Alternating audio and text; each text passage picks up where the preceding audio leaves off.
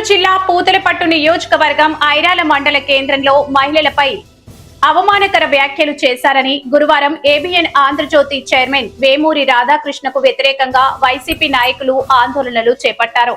ముందుగా అంబేద్కర్ విగ్రహానికి పూలమాలలు వేసి నివాళులు అర్పించారు. అనంతరం స్థానిక నాయకులు, కార్యకర్తలు ర్యాలీగా పోలీస్ స్టేషన్ వరకు తరలివచ్చారు.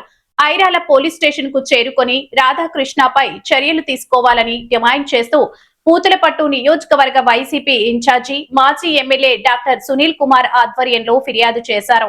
ఈ సందర్భంగా వారు మాట్లాడుతూ మహిళలను అవమానించే విధంగా వ్యాఖ్యలు చేసిన వారిపై కఠిన చర్యలు తీసుకోవాలని ప్రభుత్వాన్ని కోరారు. ఈ కార్యక్రమంలో నియోజకవర్గంలోని 5 మండలాలకు చెందిన పార్టీ నాయకులు, కార్యకర్తలు పాల్గొన్నారు.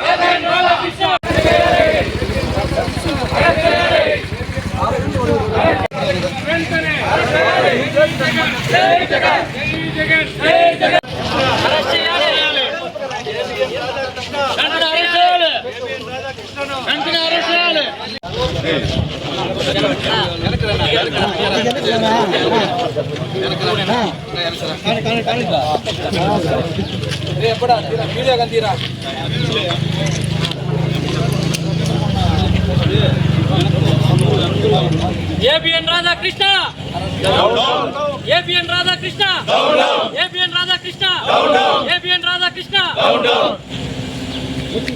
రాధాకృష్ణ వెంటనే అరెస్ట్ చేయాలి, రాధాకృష్ణ వెంటనే అరెస్ట్ చేయాలి, రాధాకృష్ణ వెంటనే అరెస్ట్ చేయాలి, రాధాకృష్ణ వెంటనే అరెస్ట్ చేయాలి.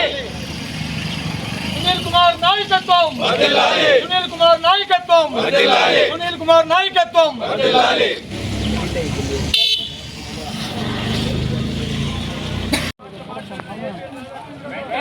जोहार डॉक्टर बी.आर. अम्बेडकर, जोहार जोहार डॉक्टर बी.आर. अम्बेडकर, जोहार। बोलो अम्बेडकर महाराज के जय, बोलो अम्बेडकर महाराज के जय, बोलो अम्बेडकर महाराज के जय।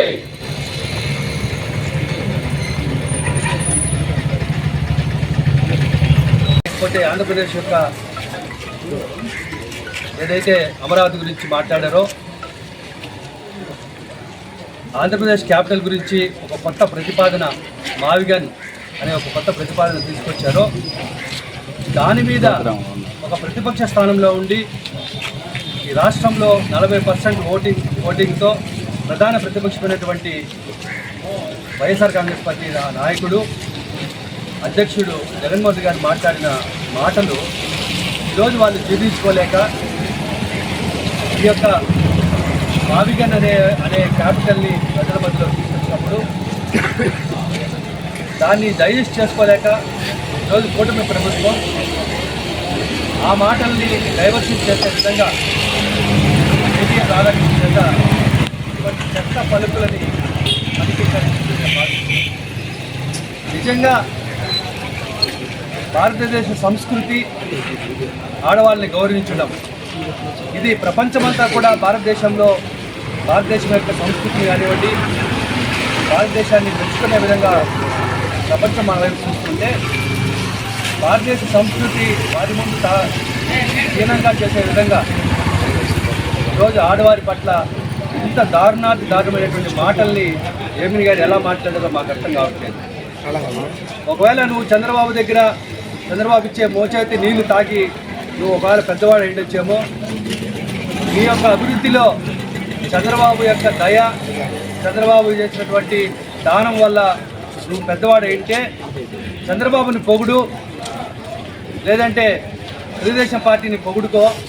అంతేగాని వైఎస్ఆర్ కాంగ్రెస్ పార్టీ కేడరు వెన్నెముక లేదని చెప్పి జగన్ గారు ఏది చెబితే అది పూర్తిగా నమ్ముతారు.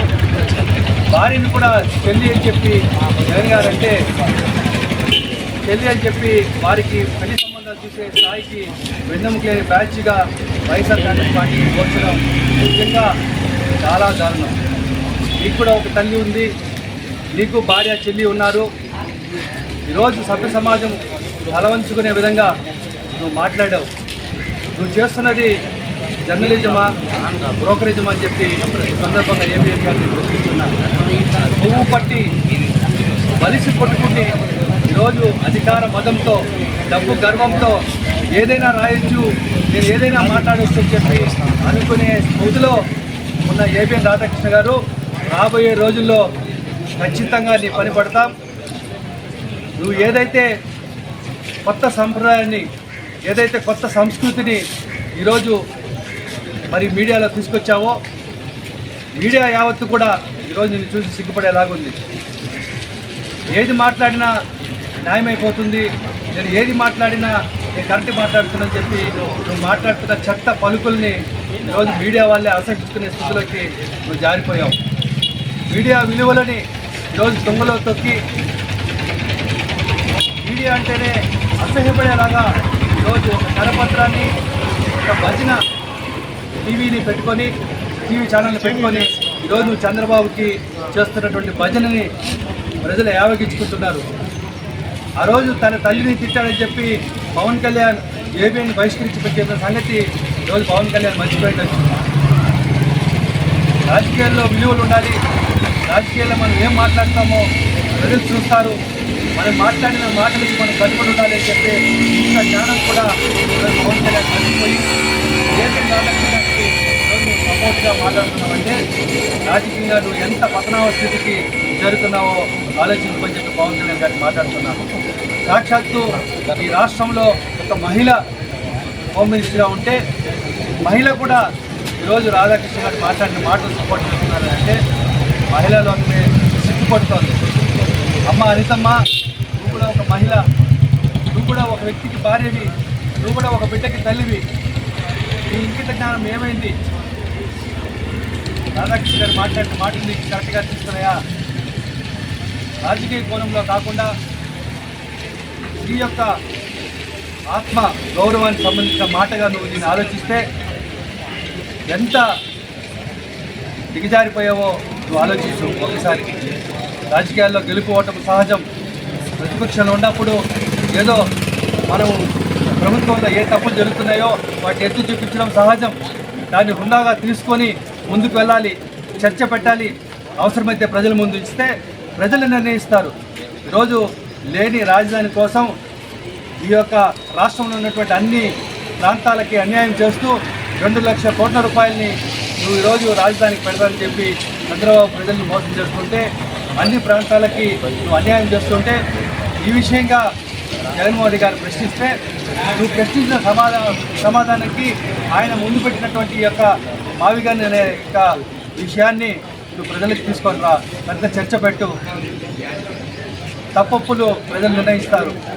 అంతేగాని ప్రజలను కించపరిచే విధంగా, మహిళల్ని కించపరిచే విధంగా నీకు సంబంధించినటువంటి ఎల్లో మీడియాలో విధంగా మాట్లాడడం అన్యాయము. ఖచ్చితంగా పోలీసు వారికి కూడా ఈరోజు మేము కంప్లైంట్ ఇచ్చాం. ఈ కంప్లైంట్ వాళ్ళు రిజిస్టర్ చేసుకోవాలి. ఏబిఎన్ రాధాకృష్ణ వారిని న్యాయపరంగా ఈ యొక్క మాటల్ని ఎవరైతే మాట్లాడారో ఆ యొక్క మహిళని కానివ్వండి, ఏబిఎన్లో పనిచేస్తున్నటువంటి ఎడిటర్ని కానివ్వండి, మరి వీరందరినీ కూడా న్యాయపరమైన న్యాయస్థానం ముందు నిలబెట్టి తగిన శిక్ష పడే విధంగా మరి న్యాయాన్ని నిలబెట్టే బాధ్యతని కోర్టు తీసుకోవాల్సిందిగా, ఈ మాటల్ని కోర్టు వారికి తీసుకెళ్లే విధంగా పోలీసులు కేసు రిజిస్టర్ చేయాల్సిందిగా పోలీసు వాళ్ళు కూడా మేము కోరాం. ఖచ్చితంగా న్యాయస్థానం మీద నమ్మకం ఉంది. రాబోయే రోజుల్లో మరి ఏబిఎన్ రాధాకృష్ణకి న్యాయస్థానం మీద శిక్ష పడుతుందని చెప్పి కూడా మా నమ్మకంతో ఈరోజు కంప్లైంట్ ఇవ్వడం జరిగింది. ఈ విషయాన్ని ప్రజల దృష్టికి తీసుకెళ్తున్నాం. అన్ని మీడియాలు కూడా ఈ ప్రజలకు వివరించాలి. మీడియా ఇప్పటికైనా సరే ఏబిఎన్ రాధాకృష్ణ గారు తన చేసిన తప్పులు ఒప్పుకొని మీడియా పరంగా మహిళలకి క్షమాపణ చెప్తే కనీసం ఇప్పటికైనా ఆయన ఒక మనిషిగా ప్రజలు గుర్తిస్తారని చెప్పి కూడా సందర్భం తెలియజేసుకుంటూ నాకు ఇచ్చే అవకాశం ప్రజలకు కూడా ధన్యవాదాలు తెలియజేసుకుంటాను. జై జగన్, జై జగన్, జై జగన్, జై జగన్, జై జగన్, జై జగన్.